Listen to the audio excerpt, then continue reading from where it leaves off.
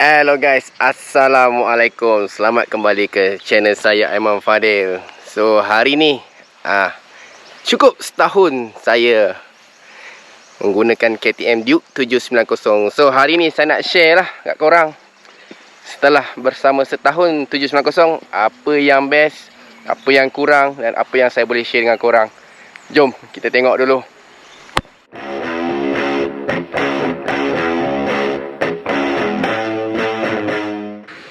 Okay guys, jom tengok apa yang dah jadi dengan motor saya setelah setahun.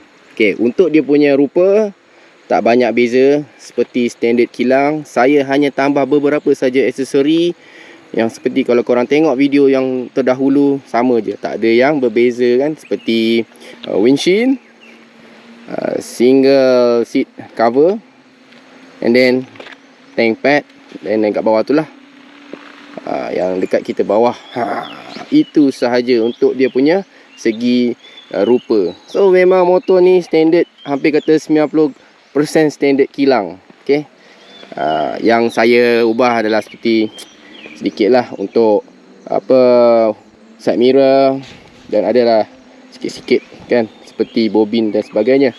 Untuk power part, saya hanya tukar exhaust Akrapovic sahaja. Itu sahaja. Untuk lain-lain barang performance sama saja, tak ada yang berubah. Masih sama untuk setahun ni.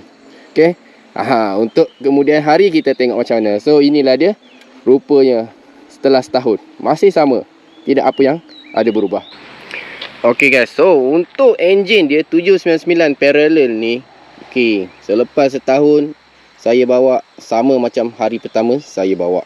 So dia memang responsif, dan bila korang nak memotong kan, tak perlu drop gear, kau just pulas dan memang motor ni akan pergilah. Memang paduh.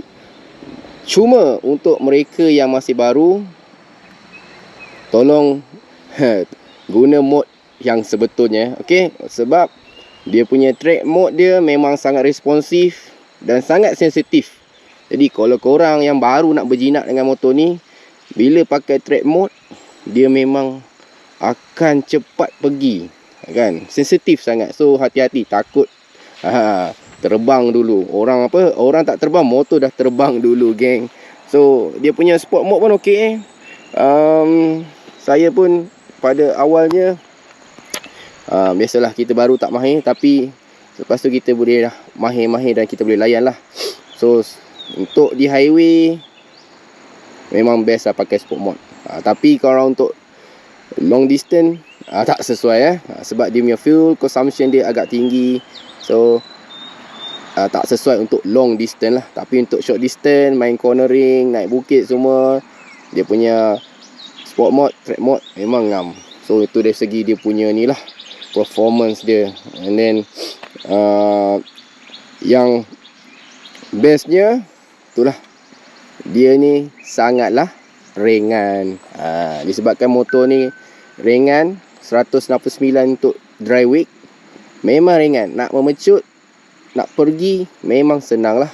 Itulah antara kelebihan. Sebab itulah dia dinamakan scalpel. Scalpel tu kalau bahasa Melayu dia tu yang pisau tu, pemotong bedah tu, yang halus tu kan. Kalau kita tengok memang halus geng, kurus je. Orang ingat motor bawah 500cc 250. Alright, untuk dari segi handling dia, dia memang mudah nak masuk corner lah. Untuk korang untuk maneuver motor ni ke kiri ke kanan memang mudah dan sangat cepat. Itulah antara kelebihan motor ni. Memang korang akan berani untuk cilok di celah-celah kenderaan lain. Cuma nak cilok tu berhati-hatilah. Tapi yang saya boleh cerita kat sini, untuk handling dia memang best dari segi cornering kan, dari segi nak masuk dan keluar memang cun. Cuma ada sedikit kurang sikit je bahagian dia punya suspension dia agak keras sikit. So bila handling ketika bumping tu agak keras. So kalau korang nak bawa laju dekat bumper tu, janganlah. Takut dia melambung. Itu saja. Bab lain memang terbaik. Motor ni handling dia memang cukup untuk ngam dengan orang yang suka main cornering dan agresif. Okay geng, dari segi maintenance motor ni, kalau kita nak banding dengan motor Jepun lah, dia agak keras sikit saja. Okay, maintenance untuk servis yang biasa lebih kurang RM500 lah, plus minus lebih kurang. Dan kalau korang tengok video saya sebelum ni, saya dah pakai engine oil Ipon satu botol tu hanya RM198 lah, lebih kurang 100 plus minus. So untuk engine oil dah 300 lah, kan labor charge lagi lebih kurang dah 500 lah, dengan oil filter semua. So 500 tu kalau orang tengok dah macam servis kereta kan. Tapi bagi saya untuk motor cc besar yang kita panggil mid range ni, 800cc ni, agak sesuai lah dengan harga tu. Dan yelah, memang padan dengan dia punya cc dia.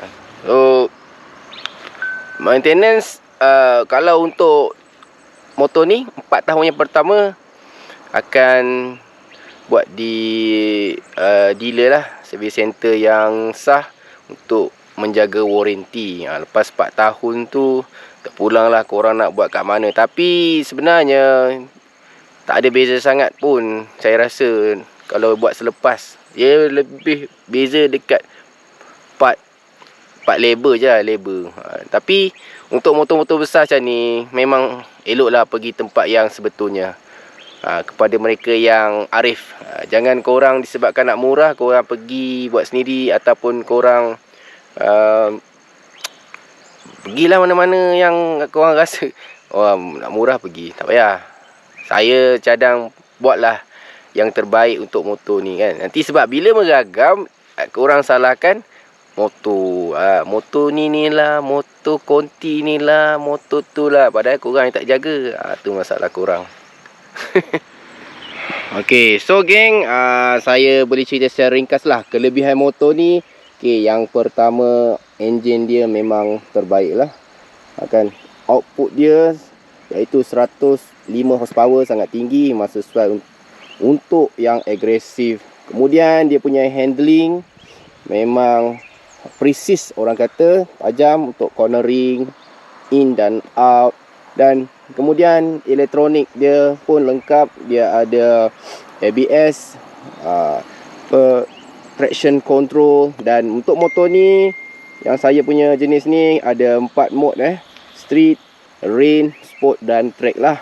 Okay, jadi dia memang memberi banyak pilihan riding mode korang, tengok keperluan korang. Dan ianya adalah ringan dan fleksibel, jadi korang boleh sesuai guna untuk di jalan town, bandar dan juga di highway lah. Dan kerana motor ini kecil, dianggap lebih sesuai dan masih sesuai digunakan dalam bandar. Jadi dia tak ada isu lah, motor ni besar sangat untuk korang cilok-cilok di tengah-tengah jalan lah. Kita cerita kelebihan, kita kena jujur cerita kelemahan juga. Okey, yang pertama, kelemahan motor ini, dia bukanlah kelemahan sangat, mungkin kekurangan. Okay, yang pertama, dia punya maintenance. Contohnya lah, dia punya parts dia boleh dapat, tetapi kadang-kadang ambil masa. Cuba contoh, seperti contohnya meter saya yang rosak hari tu. Kalau korang ingat, saya ambil masa lebih kurang hampir 3 bulan lah nak dapat daripada Austria. Tapi boleh dapat. Cuma lambat sikit. Itulah sikit kekurangan. Sebab barang KTM ni memang dia susah nak cari yang third party. Dia lebih pada semua yang ori. Alright. And then beberapa lagi kekurangan dah. Motor ni kalau korang tengok, motor naked kan. So engine dia besar. Jadi kalau korang bawa dalam town, dalam bandar, bila traffic jam, memang agak panas lah. Kalau korang pakai seluar pendek, terbakar bulu kaki korang. Saya pun kadang-kadang kalau bawa pergi kerja, saya memang cuba nak elak lah kawasan yang banyak traffic light. Tapi kalau dah layan tu, layan je lah. Dia agak panas lah, memang panas. Tapi tidaklah panas yang sampai menyakitkan. Cuma boleh terasa panas dan kehangatannya lah. Untuk isu-isu lain, seperti isu-isu enjin ke, telah diperbaiki. Dan kadang-kadang ialah untuk motor besar macam ni memang agak ada isu-isu kecil yang kadang-kadang terjadi kan, ada macam brake, rantai dan ada sebagainya lah. Okey. Dan tapi itu semuanya normal lah untuk seorang pemilik motor CC besar. Okey. So kalau korang nak bermain, nak jadi player motor besar ni, itulah hakikatnya yang korang kena hadap kan. Tak ada benda yang mudah lah kan. Tak ada yang semua korang dapat motor tu cantik je, tak ada masalah, tak ada. Dia akan ada sedikit biasalah kan, sebab benda ni mechanical. Benda mechanical ni bukannya kita kata sentiasa cantik kan. Kita pun manusia akan sakit, apatah lagi barang. Okay. So isu-isu tu normal ada. Cuma kita kena tengoklah revise apa yang sepatutnya yang kita buat kalau kejadian-kejadian macam isu-isu kecil tu terjadi. So guys, itu sajalah perkongsian untuk 790 setelah setahun saya gunakan. Kalau korang suka yang jenis fun ride, weekend ride, aggressive riding, bolehlah cuba 790. Tak mahal pun, dalam lebih kurang 50k sahaja. Motor ni saya dah bawa hampir lebih kurang dalam 7k lah mileage dia. Masih baru, tak banyak sangat sebab saya buat weekend dan sikit-sikit daily. Okey lah untuk main town dan main highway. Okey, long distance pun okey. Cuma dia punya kerusi tu keras sikit lah. Tapi apa-apa pun cun, memang kan korang ambil motor ni memang handsome. Confirm handsome korang, tak ada hal lah. Okey, so apa-apa kalau korang nak tahu, korang boleh komen kat bahagian komen, tanya untuk 790. Apa yang saya boleh jawab, saya jawab. Alright, itu saja geng. Terima kasih kerana menonton. Jangan lupa komen, like, share dan subscribe. Jumpa di video akan datang. Assalamualaikum. Ciao.